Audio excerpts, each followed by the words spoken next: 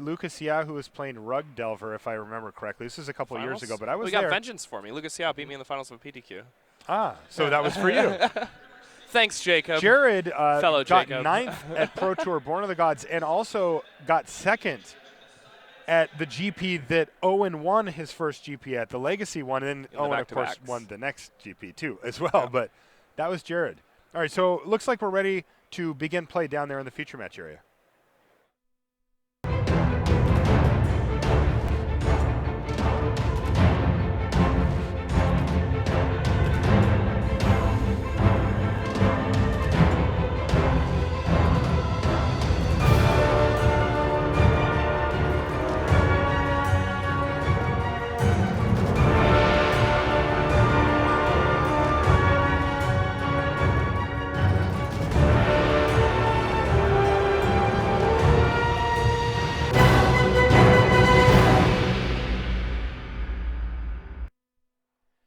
Hello and welcome to coverage of the quarterfinals here at Grand Prix Cincinnati.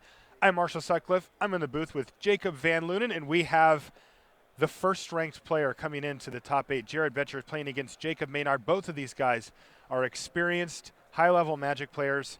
Jacob Maynard has a Grand Prix win already on his resume. Jared has a second-place finish and a 9th at the Pro Tour recently, as in the last Pro Tour. And it's an interesting matchup, Jake. For Jacob's side, he's playing Naya Hexproof. Jared Betcher's on Black Devotion with White.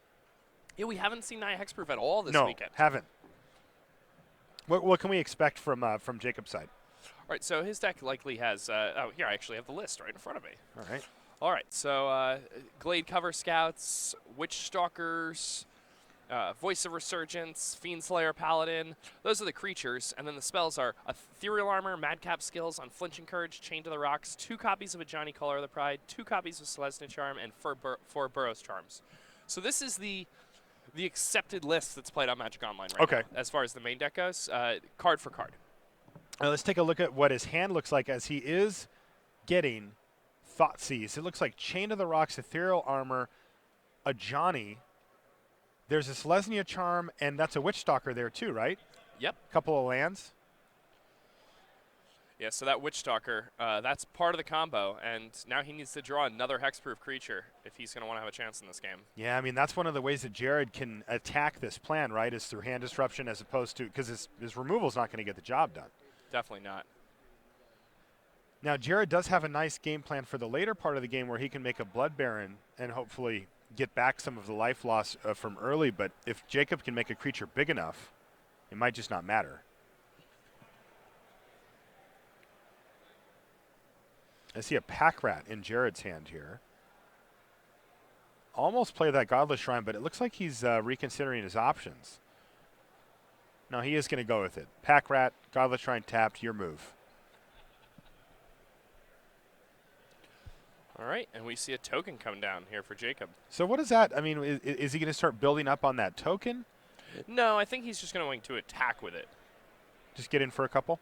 Yeah, he might play a Johnny and, give a +/+1 counter to this token. The token also has Vigilance then. Yeah. So it's going to, force Jared to use, a removal spell, then not, use Pack Rat. And then, his Johnny just starts getting ahead. But, oh, no, he has a Mountain. Yeah. So it's going to deal with that Pack Rat. Yep. And the token has Vigilance anyway, so he gets to just battle. Yeah. Nice.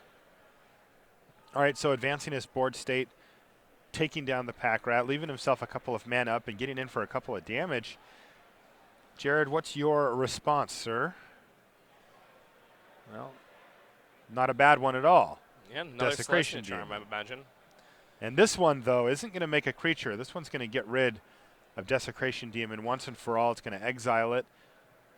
And Jacob's going to draw his card for the turn. He gets to keep pressure going thanks to that 2/2 Vigilance Knight token. Oh. Yeah. A Johnny. Now, there's a Johnny. Pretty standard here to just start putting counters on your creature here, right? Ticking up a Johnny. Yeah, definitely. Johnny's a big threat. Johnny's a really interesting planeswalker at only 3 mana.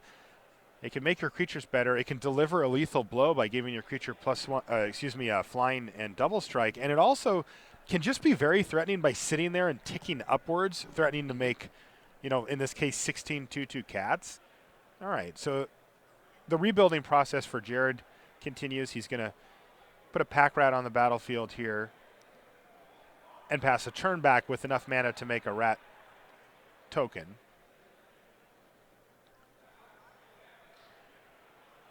But Jacob has nothing to fear here as he throws a +1/+1 counter on his knight, and now he also puts ethereal armor on it, and he's going to attack. Now, ethereal armor, it counts enchantments, or does it count auras?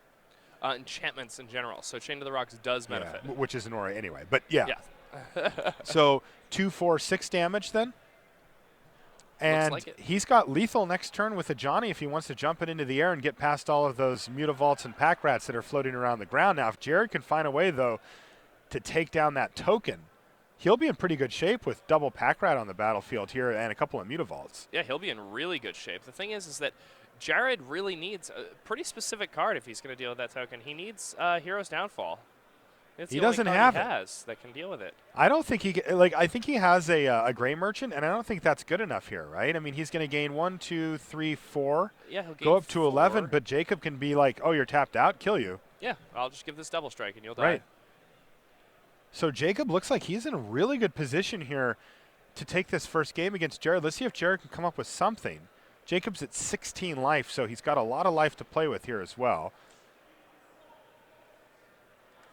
He's got a 6/6 first strike blocker.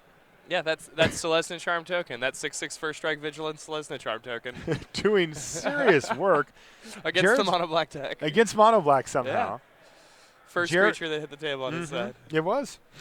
Jared looks like he wants to try to pressure a Johnny here to maybe take him away from the ability to do the minus ability, but he's going to end up throwing away at least one creature to do that. Attack with both of them. Key moment down the stretch here. Here's a block. He's going to block the token. And I'm pretty sure Let's see here. Are we he going to can't get make it a 6/6, can he?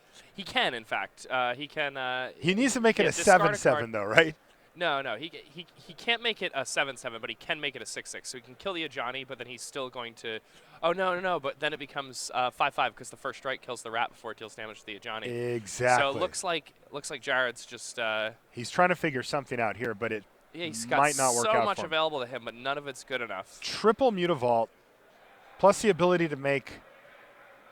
He's on a raft down Chocolate Milk River with no straw. Okay. So first strike, and you see Jacob point that out to Johnny to 2, but that is enough so that Johnny can't use the minus ability, right? Isn't it Johnny's -3 to get something in the air? I believe so, yes. So it's just going to get even bigger, coming in for 7 now. He's going to have to chump block with that Mutavault.